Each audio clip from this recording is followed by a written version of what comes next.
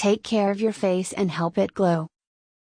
Cleanse your face. Use a gentle cleanser to remove dirt, oil, and makeup from your face twice a day.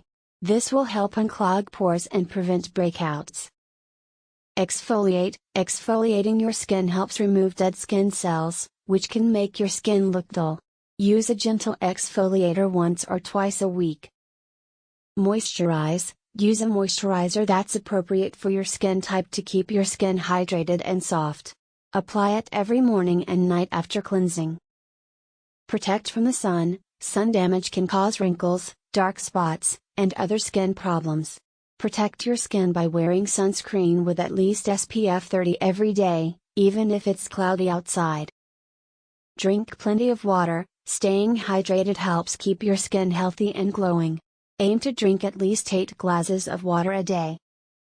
Eat a healthy diet. A balanced diet that's rich in fruits, vegetables, whole grains, and lean protein can help keep your skin healthy and glowing.